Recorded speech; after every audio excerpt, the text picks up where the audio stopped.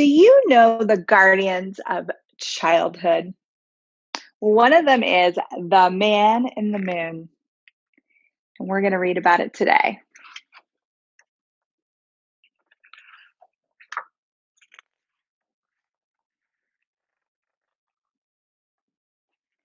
Of course, you know the guardians of childhood. You've known them since before you can remember, and you'll know them till your memories are like twilight. Santa Claus, the Tooth Fairy, the Sandman, the Easter Bunny, and the others. But the very first one was the man in the moon. Many once upon a times ago, the man in the moon began his journey. It was during the Golden Age, a glorious time of hope and happiness and dreams that could come true. As a baby, the man in the moon had everything a child could need. His father showed him the wonders of the heavens through his telescope, while the moonbot crew whistled a jolly toot toot to every passing ship. By the light of the giant glowworms, his mother read to him from her primer of planets as the moon mice hushed one another so they could listen to. And he had devoted a little friend named Nightlight to watch over him. Together, they all sailed from one peaceful planet to another in their beautiful ship, the Moon Clipper.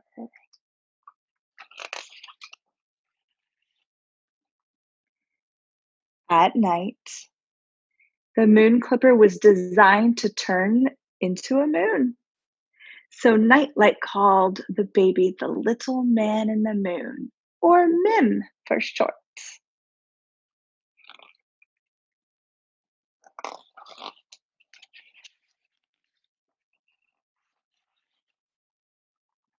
Nightlight never slept, and every night he sprinkled dream sand over Mim and sang him a lullaby. Night light, bright light, sweet dreams I bestow. Sleep tight all night forever, I will glow. As long as Nightlight watched over him, Mim was safe from nightmares.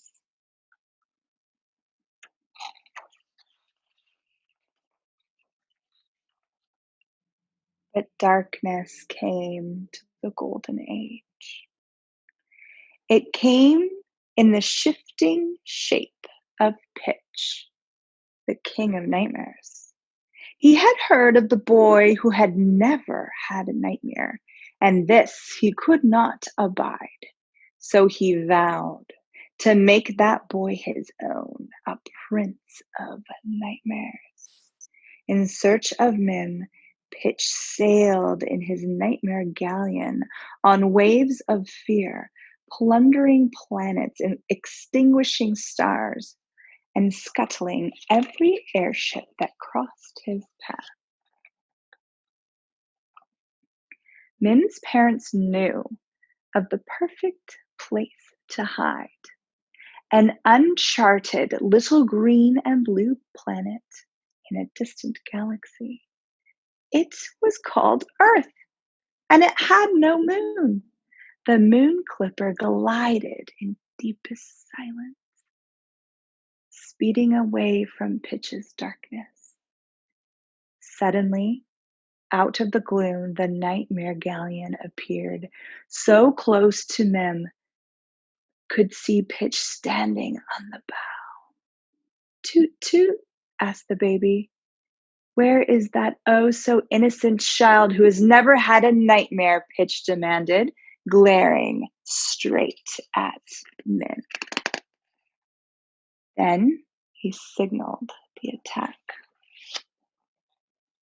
Mim's parents commanded Nightlight to take the baby to a hidden nursery deep in the darkest tunnels of the ship. But first you must kneel and take this oath, they said. Their voices rang out through the smoldering smoke and flame. Watch over our child. Guide him safely from the ways of harm. Keep happy his heart, brave his soul, and rosy his cheeks. Guard with your life his hopes and dreams, for he is all that we have, all that we are, and all that we will ever be. The battle rocked the moon clipper as Nightlight rushed Mim to safety. Seeing a tear on the frightened child's cheek, he took it and held it close to his heart. Fiercely, he repeated his oath. Then he felt a searing pain. And when he opened his hand, the tear had changed into a brilliant diamond, sharp as a dagger. Remember me in dreams, he whispered to Mim as he flickered away to face Pitch. The galaxies had never known such a battle. Mim's parents and their crew fought valiantly, but they were overwhelmed at last. Mim's parents were captured and all seemed lost. Nightlight knew what he must do. Whatever the cost, Mim must not become a prince of nightmares. With the diamond dagger held aloft, Nightlight bravely flew forward. He aimed the weapon at Pitch's heart. There was a blinding flash, then a great explosion.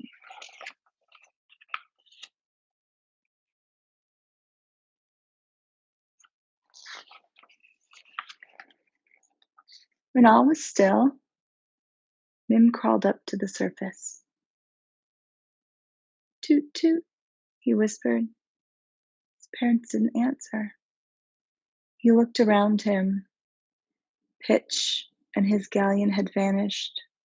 The beautiful hull of the moon clipper had been blasted away. It was now just a moon and would never sail again. Toot, he called once more and listened. Again, no answer came. Finally, he looked up at the sky. He saw a group of new stars shimmering above him. He stared at them until he was sure. His mother and father were there, far away, but still there. But what of noble little Nightlight? The baby glimpsed a shooting star, as bright as dream sand, and it fell to earth. Slowly, the remaining moonbots, moon mice, and giant glowworms surrounded Mim. The only words he knew were toot toot. So he said them over and over again, and gently they lifted Mim up and carried him into the tunnels of the moon. The baby looked up at the sky and waved, gazing longingly at his parents' constellation. Now he truly was Mim, the little man in the moon.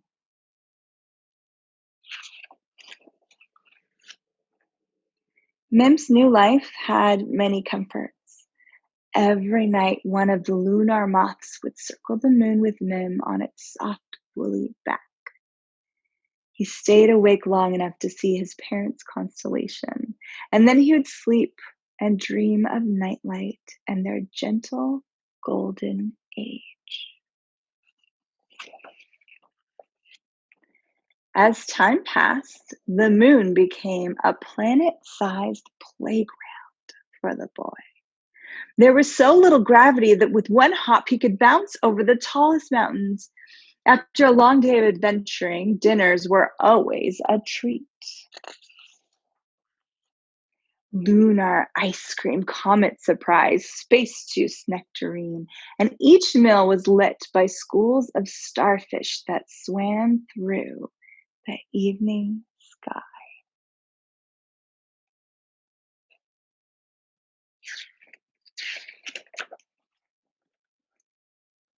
As young Mim wandered through the moon tunnels, he discovered the primer his mother used to read him. In the book was something he had completely forgotten: a little green and blue planet. He ran to his father's telescope, and as he peered into it, he remembered the long ago shooting star that had fallen to Earth. But it was not nightlight that he found. There are children on Earth, children like me, he cried.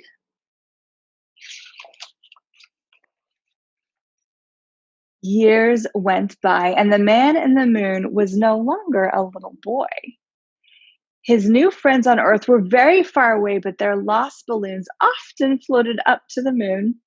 And Mim found that if he held them to his ear, he could hear the hopes and dreams of the children who had lost them. He listened carefully. Soon, he had a whole collection of lost balloons.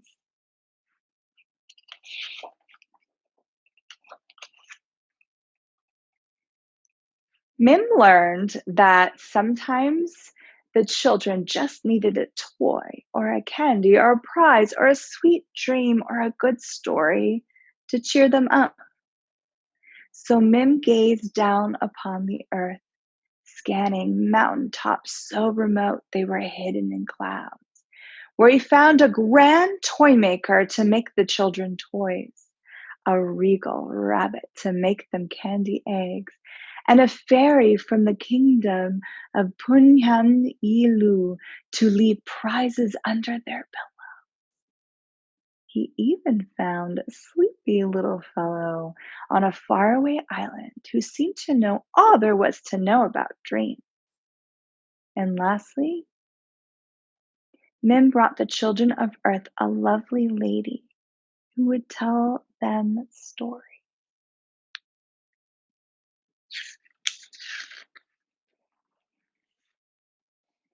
But for all the joy men brought to Earth, there was one thing he was not able to change.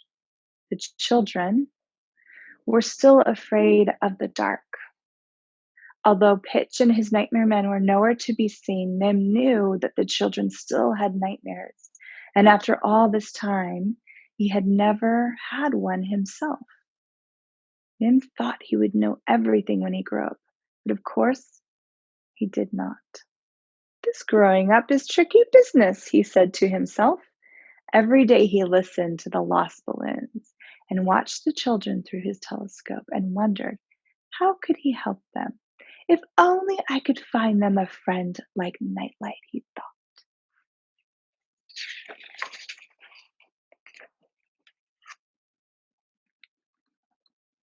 And so deep in thought and remembering his friends, Mim kicked a rock and then another, revealing a pile of very bright sand.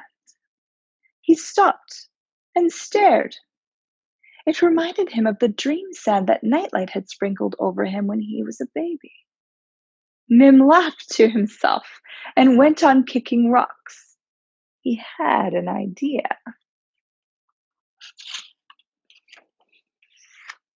So the moon bots and the moon mice were kicking rocks too. When the moon mice were so tired that they could hardly hold up their tails, and the moon bots were so creaky that they could barely move, Mim called upon the toy maker and the rabbit, the fairy, and the others from Earth to fly up and lend a hand. And then finally, when everyone was too tired even to complain, the man in the moon smiled and summoned the lunar moth.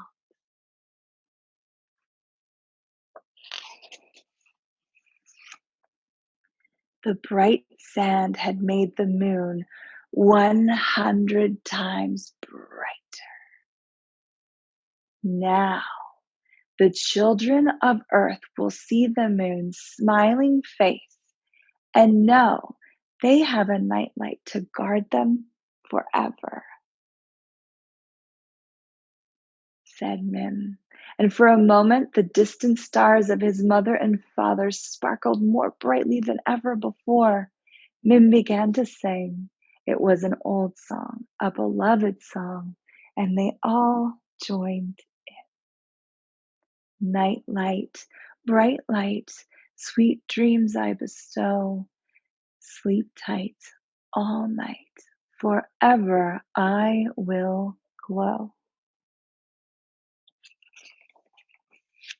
The man in the moon knew then that he could be a guardian of the children of Earth, just as Nightlight had been his guardian long ago. But he would need help. So he gathered everyone together. Now, my friends, he said, kneel and take this oath.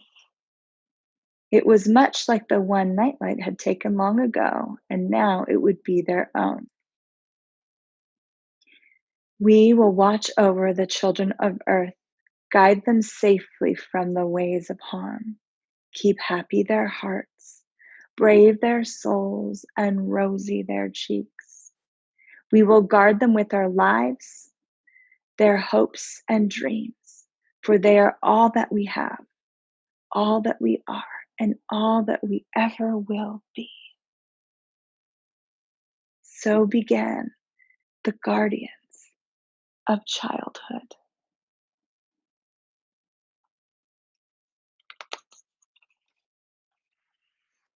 And for the children of Earth, the night was never again as dark.